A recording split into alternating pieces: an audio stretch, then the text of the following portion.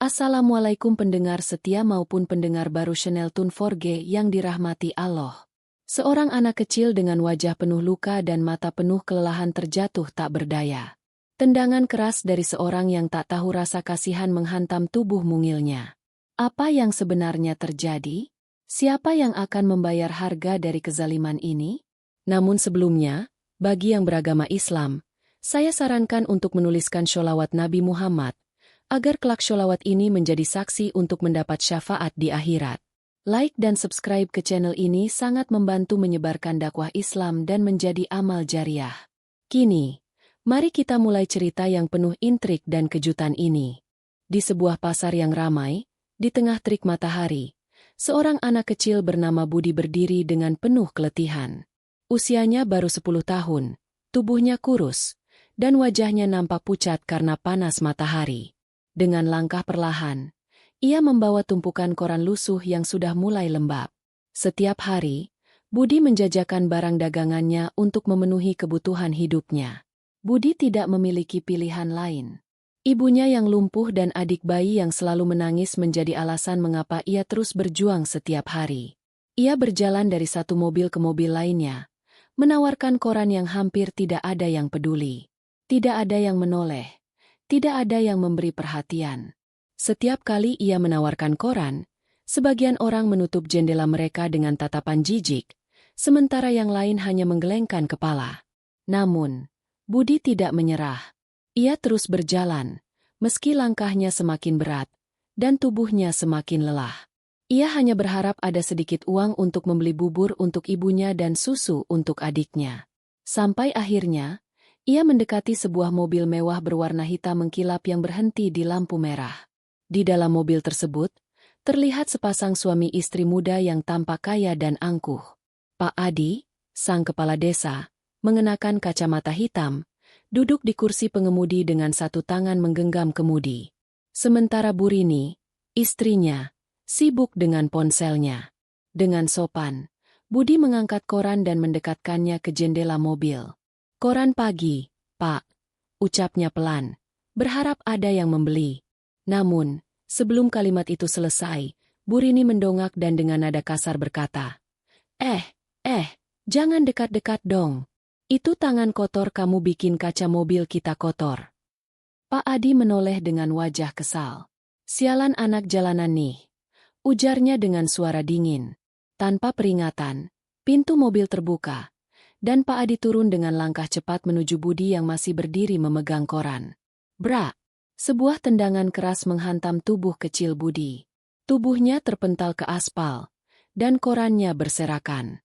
Beberapa orang di sekitar menoleh, tetapi tak ada yang berani bergerak.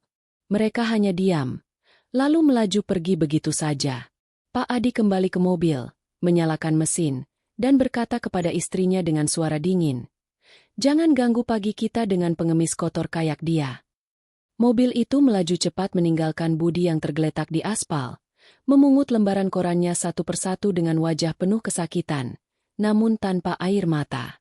Semua orang yang melihat hanya diam, tidak ada yang menolong. Budi merasa sangat terhina dan kecewa. Apakah hidup memang sekejam ini? Pikirnya dalam hati. Tapi tak ada yang bisa ia lakukan. Hanya menatap kosong ke arah mobil yang sudah pergi. Seorang pedagang gorengan tua yang melihat kejadian itu hanya bisa menghela napas, menatap penuh iba, namun ia juga tidak bisa berbuat banyak. Semua orang memiliki masalah mereka sendiri, dan Budi harus menanggung beban hidupnya sendirian. Namun, apa yang tidak diketahui oleh Pak Adi dan Bu Rini adalah bahwa kejadian ini belum berakhir. Tindak kejam mereka akan terbalas, dan tidak ada yang bisa menghindar dari karma. Kehidupan Pak Adi dan Bu Rini terlihat sempurna.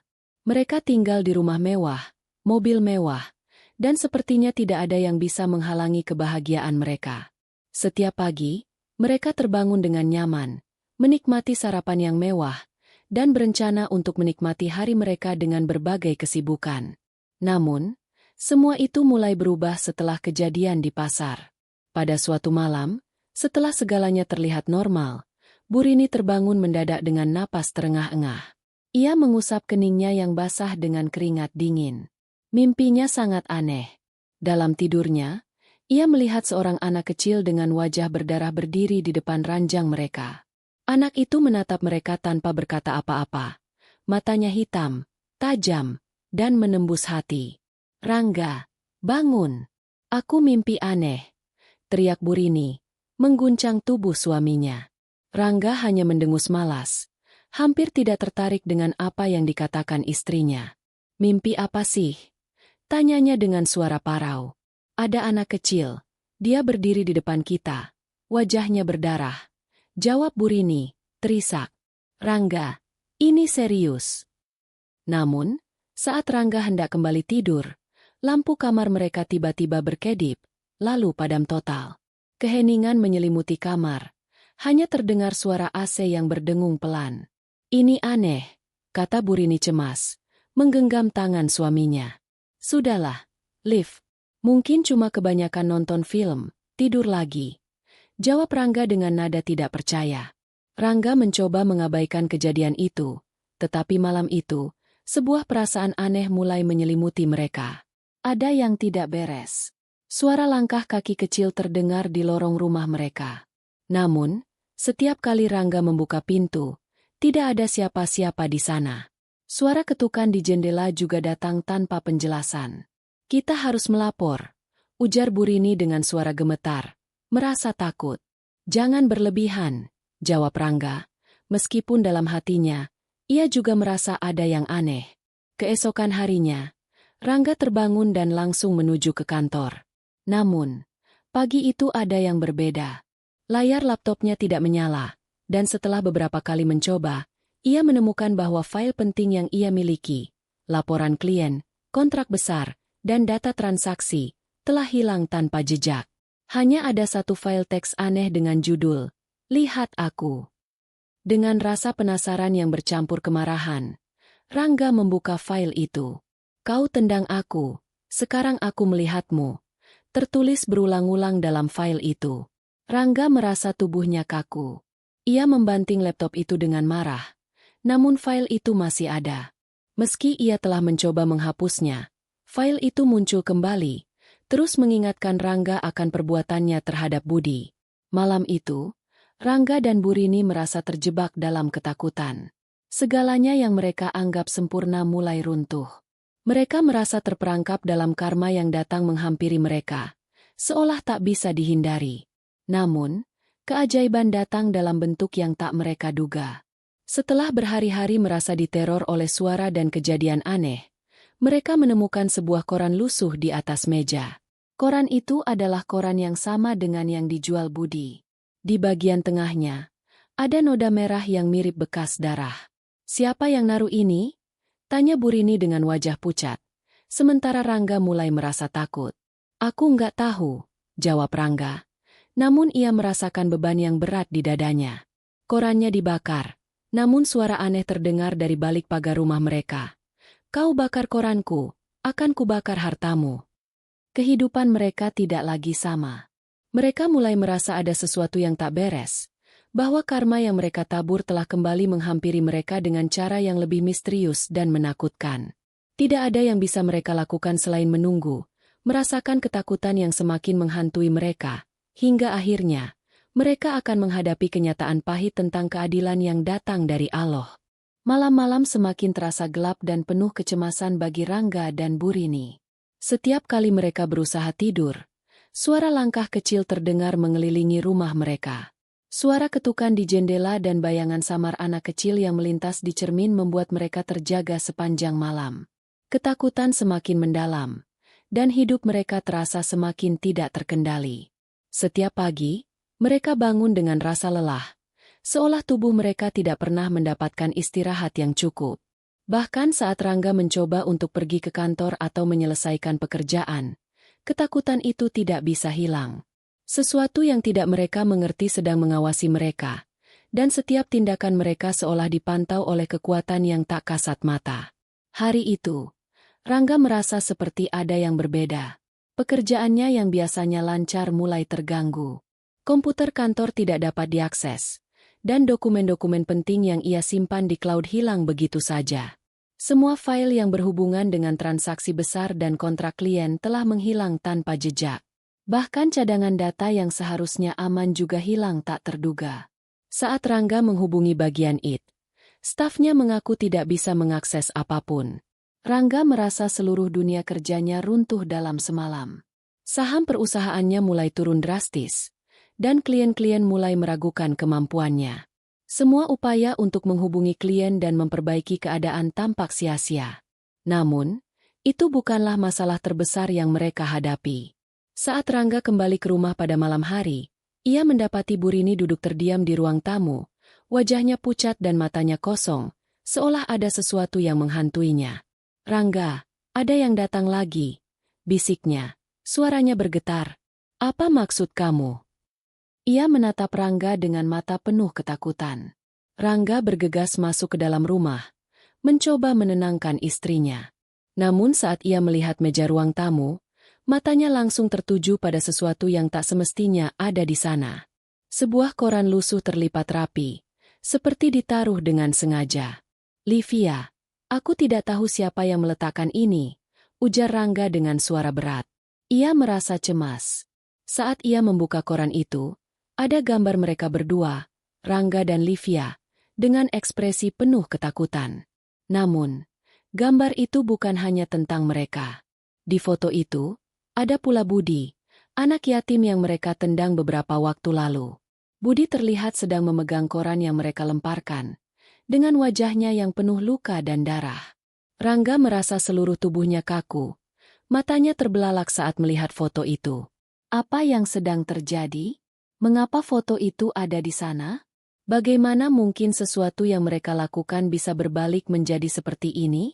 "Kita harus keluar dari sini," kata Rangga, semakin merasa terjepit. Ini bukan hanya kebetulan.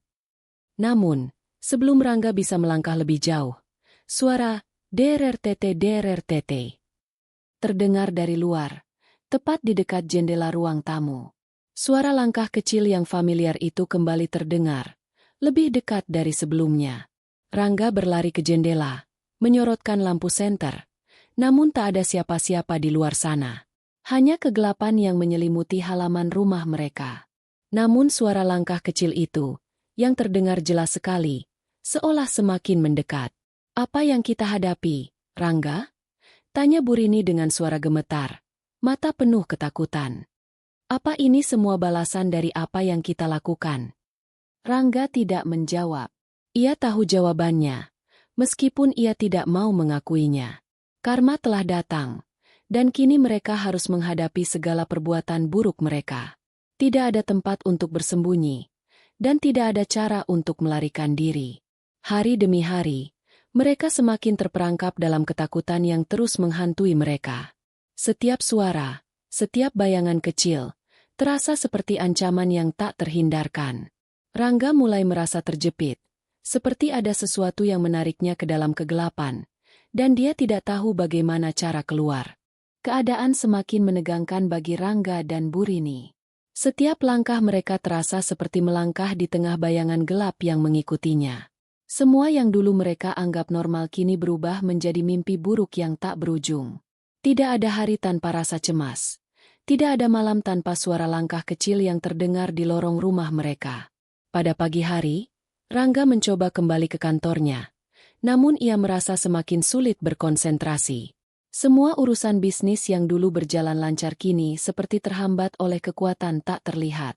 Setiap kali ia berusaha membuka laptop, file-file penting yang seharusnya aman di dalam sistem cloud tiba-tiba hilang. Bahkan untuk membuka email pun terasa seperti sebuah perjuangan. Di rumah, Bu Rini mulai semakin merasa cemas. Ia menolak keluar rumah, lebih memilih untuk tetap berada di dalam, terkunci dalam ketakutan. Mimpi-mimpi buruk yang ia alami semakin parah. Dalam mimpinya, ia terus melihat anak kecil yang penuh darah berdiri di depan mereka, menatap mereka tanpa berkata sepatah kata pun. Setiap kali ia bangun, keringat dingin selalu membasahi wajahnya, dan rasa cemas itu semakin menguasai dirinya. Suatu malam, setelah Rangga pulang dari kantor, mereka kembali mendengar suara ketukan di jendela. Namun kali ini, suara itu datang dengan lebih keras dan lebih sering. "Ini tidak bisa dibiarkan," kata Bu Rini, hampir menangis. "Ada yang mengawasi kita." Rangga merasa takut, namun ia berusaha menguatkan dirinya. Ia mencoba untuk menenangkan istrinya, meskipun dalam hatinya, ia juga merasa ketakutan yang sama. Ini pasti hanya perasaan kita saja, jawab Rangga, mencoba berpikir logis. Mungkin ini hanya stres dari pekerjaan kita. Namun, ketakutan yang mereka rasakan semakin nyata.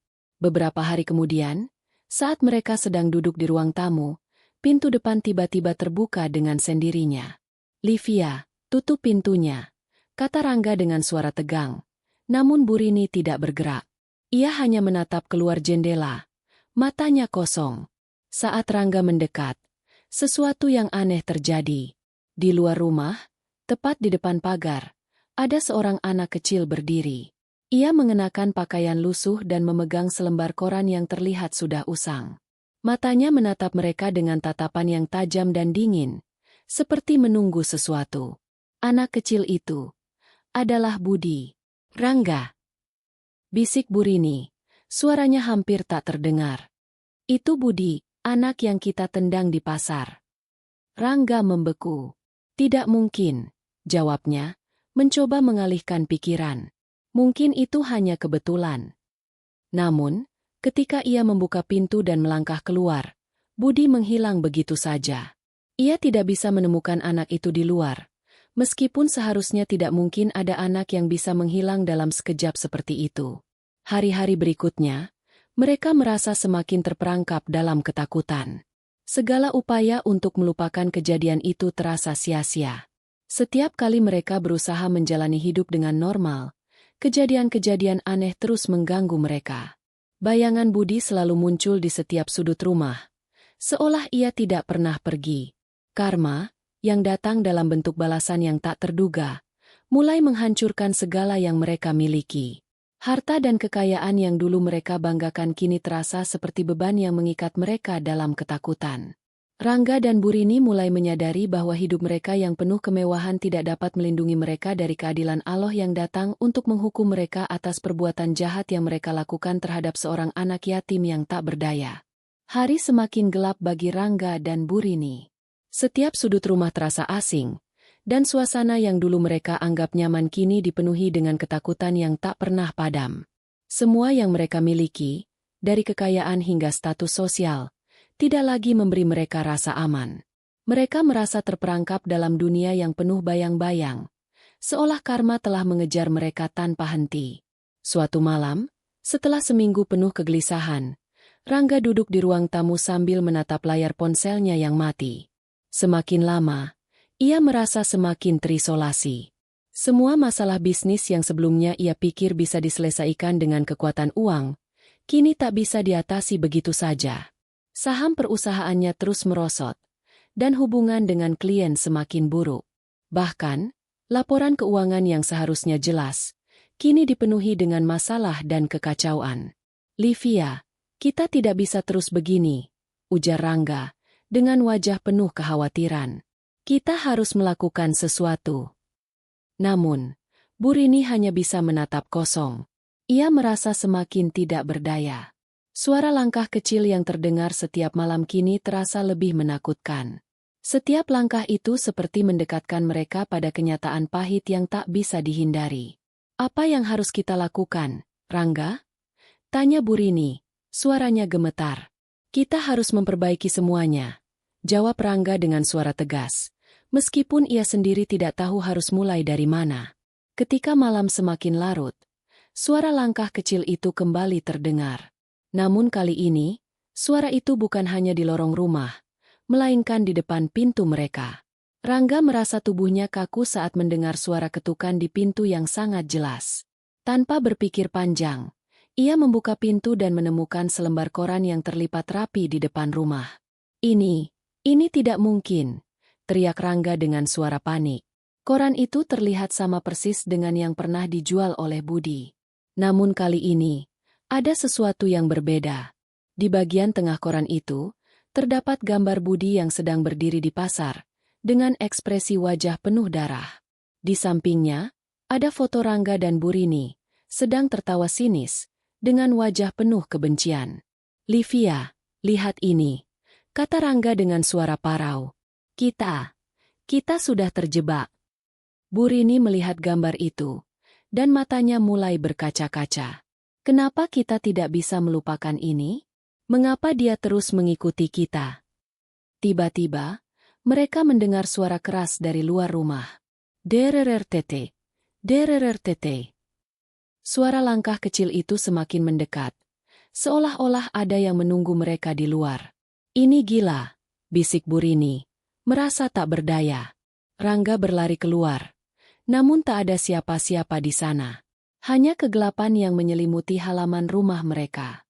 Namun, begitu Rangga kembali ke dalam, ia melihat sesuatu yang lebih mengejutkan. Foto Budi yang mereka lihat tadi malam kini ada di layar laptop Rangga.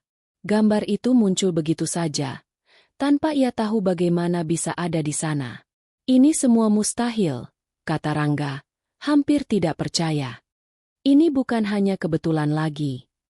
Saat Rangga berusaha menghapus foto tersebut, layar laptopnya tiba-tiba menampilkan pesan yang menakutkan. Kau tendang aku, sekarang aku lihat kamu.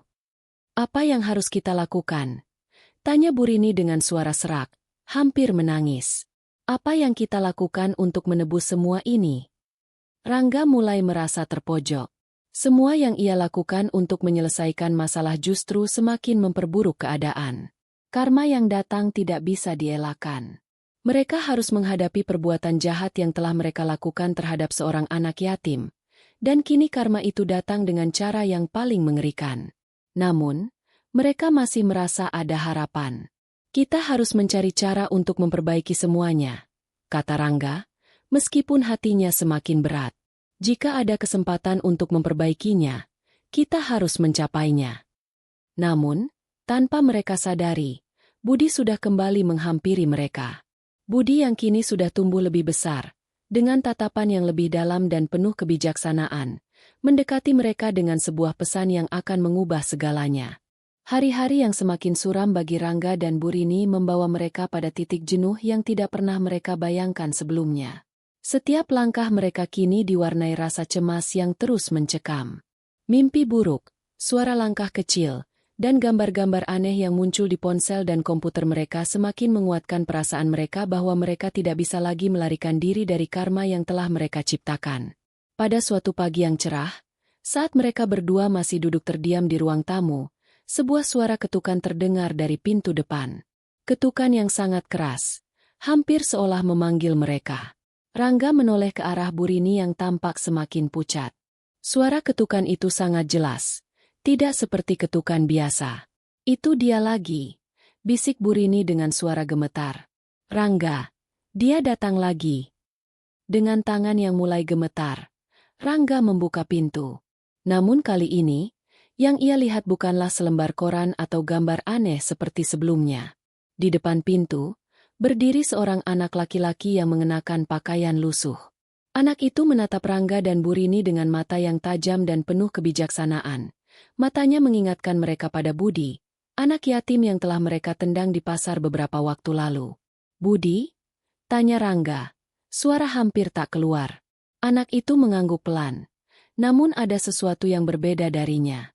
Wajahnya yang dulu penuh luka kini tampak lebih matang dan tenang. Budi bukanlah anak yang sama lagi. Ia kini berdiri dengan penuh ketenangan, seolah telah mengetahui segalanya. Budi, apa yang kamu inginkan? Tanya Bu Rini, suaranya penuh rasa takut dan penyesalan. Budi menatap mereka, lalu berkata dengan suara yang tenang dan penuh makna. Kalian sudah menghukum diri kalian sendiri. Sekarang, saatnya kalian menghadapi semua yang telah kalian perbuat. Rangga dan Bu Rini merasa seperti tubuh mereka tertarik ke dalam kekosongan yang dalam. Mereka tahu, pertemuan ini adalah titik balik dalam hidup mereka.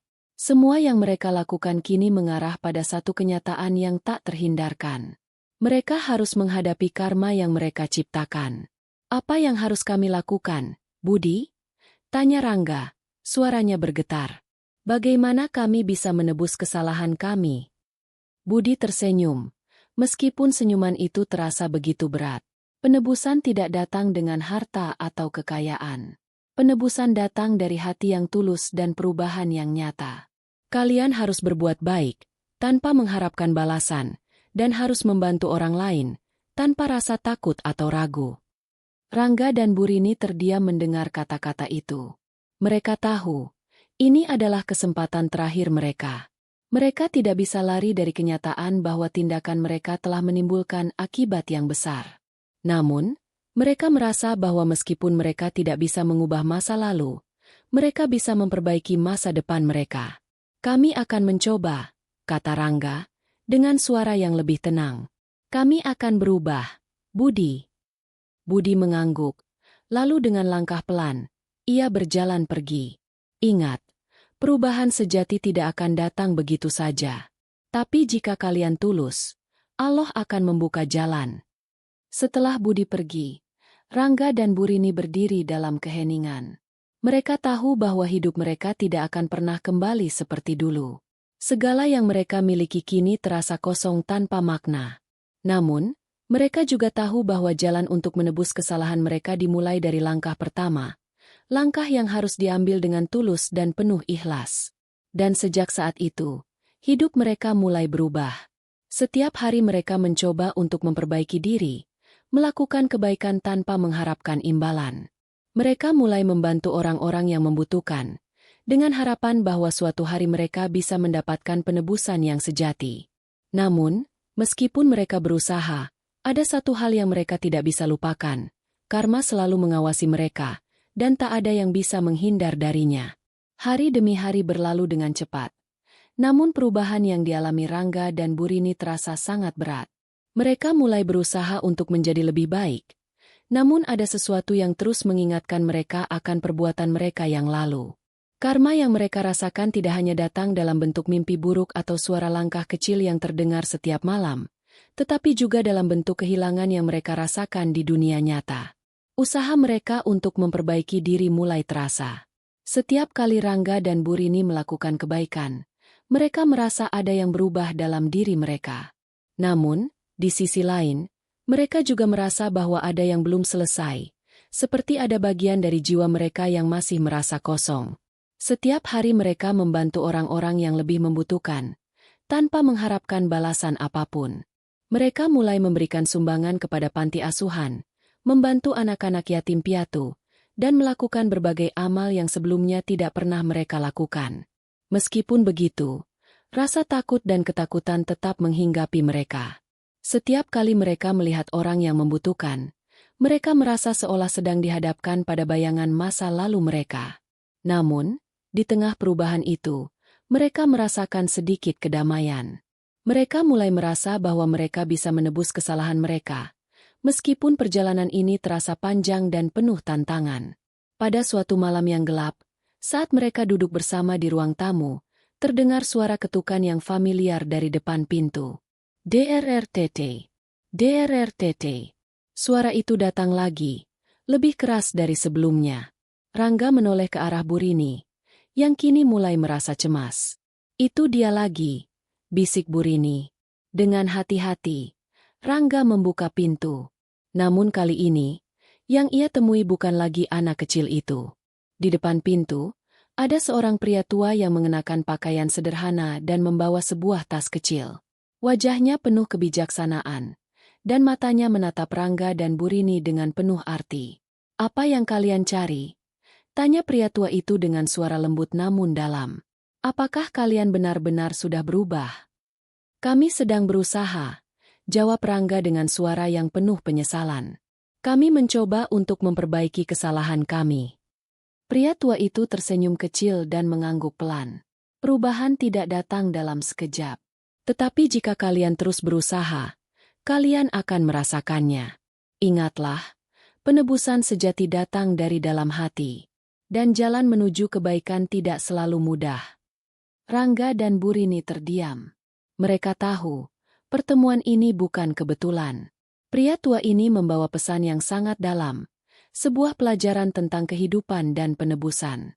"Kami akan terus berusaha," kata Rangga, kini dengan penuh tekad.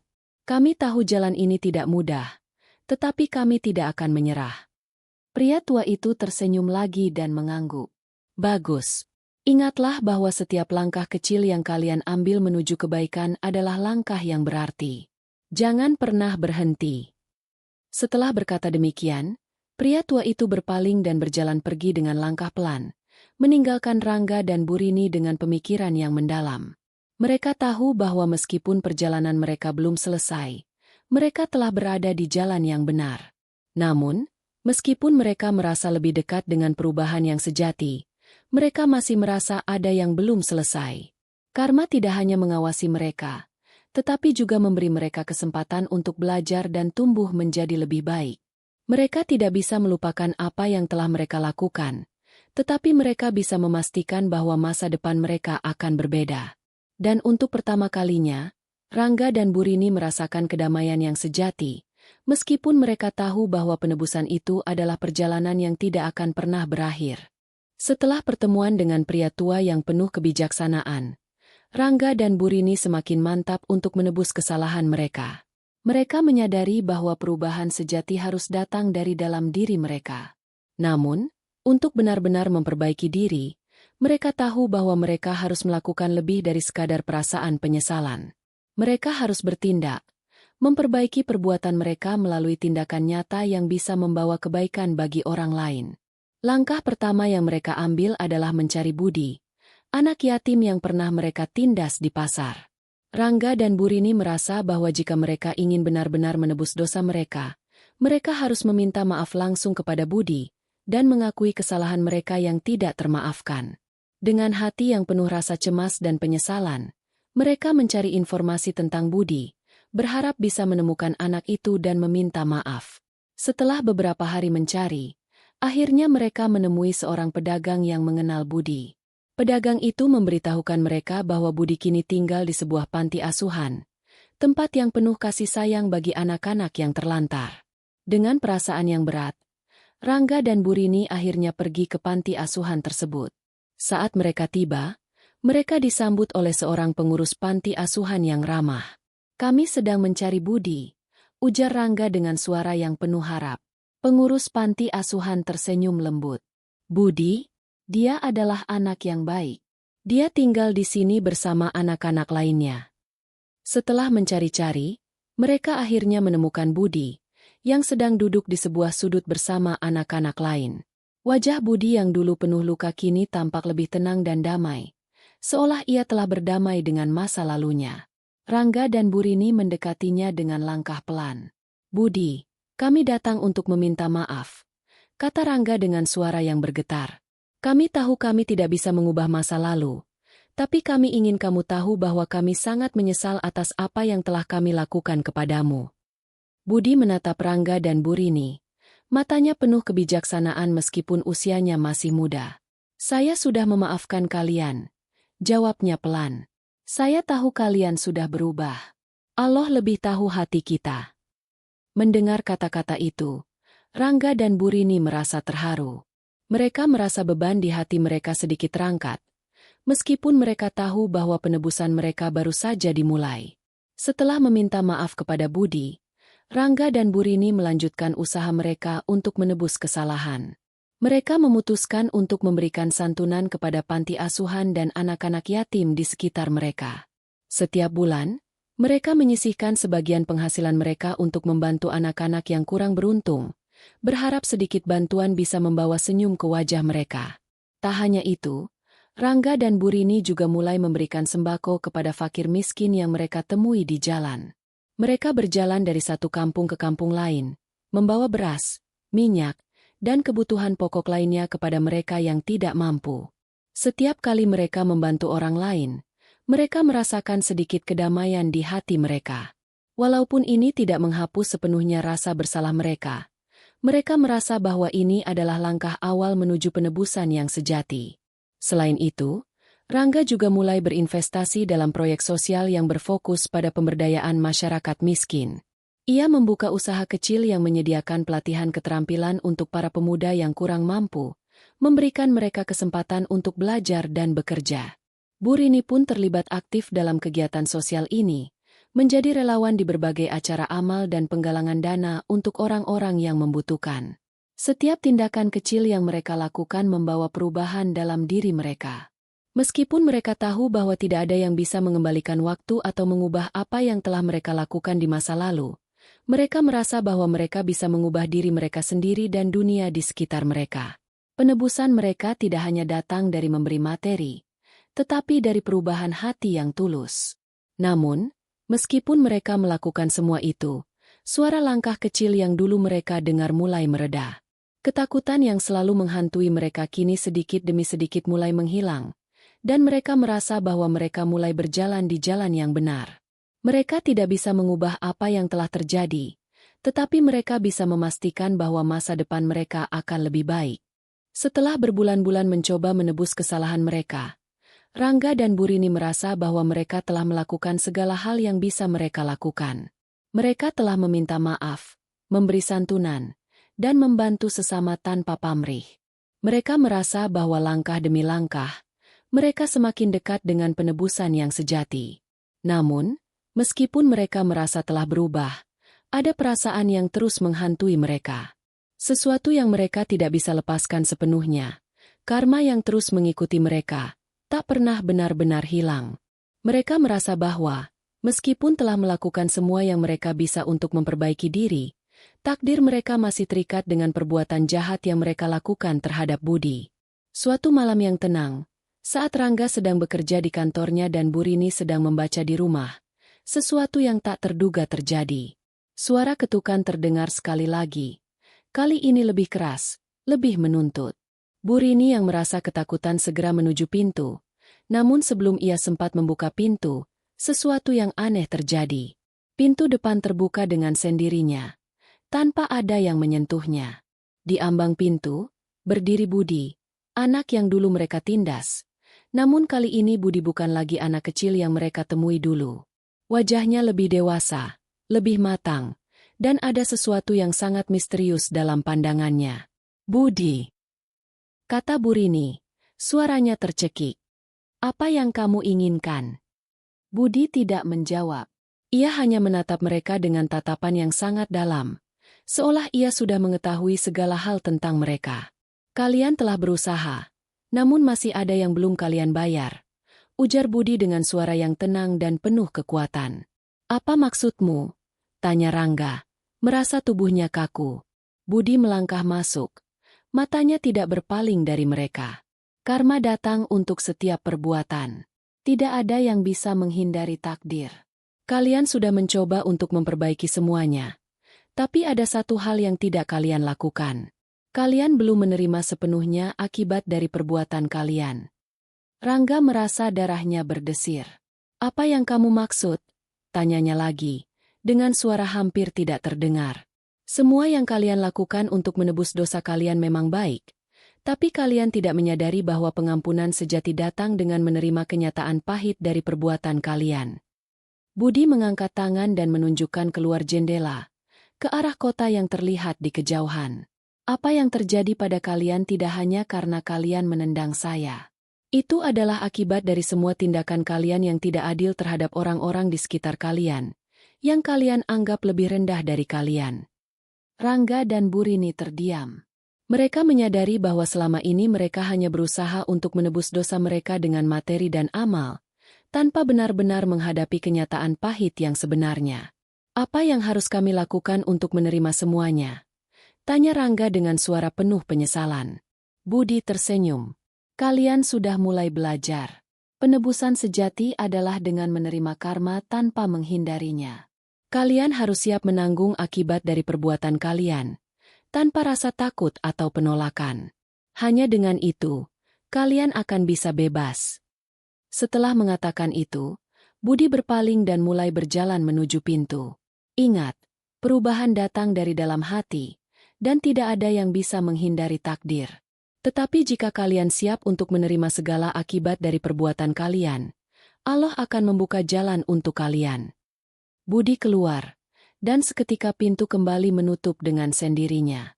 Rangga dan Burini terdiam di tempat mereka, merasa terhempas oleh kenyataan yang baru saja mereka dengar.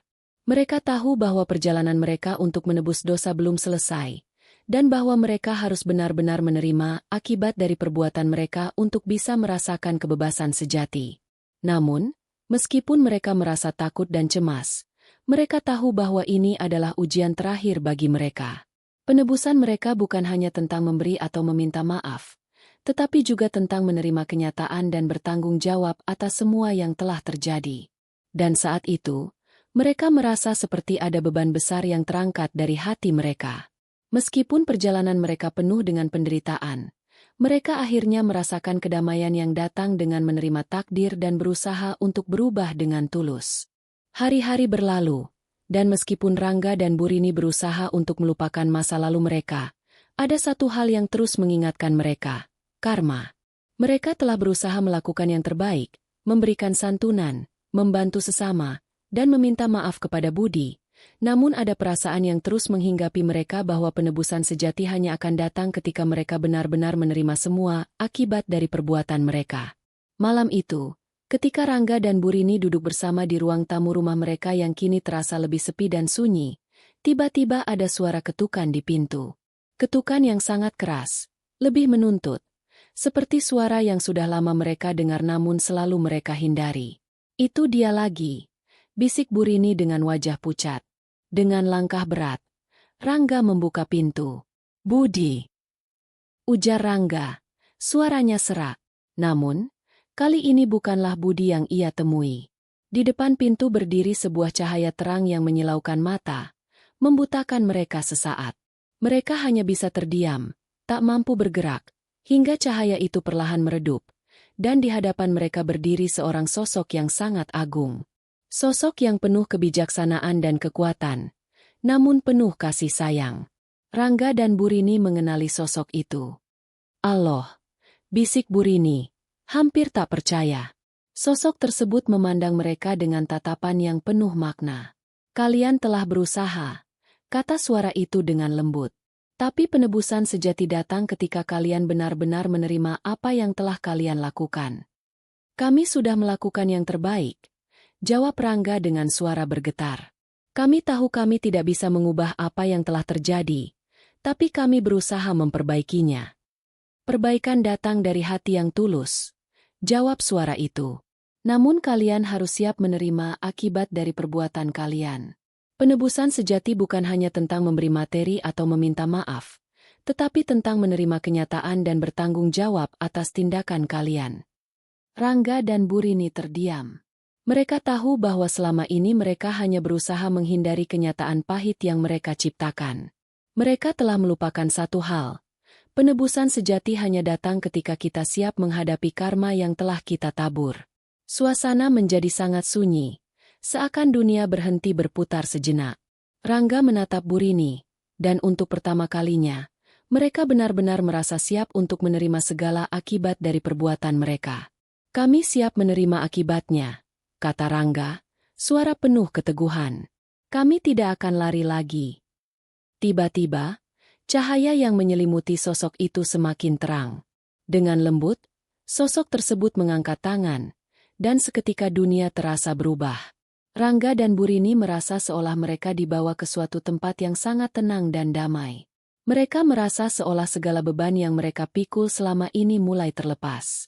"Ingatlah," kata suara itu, "penebusan sejati bukan hanya tentang apa yang kalian lakukan, tetapi tentang bagaimana kalian menerima dan tumbuh melalui segala ujian yang datang."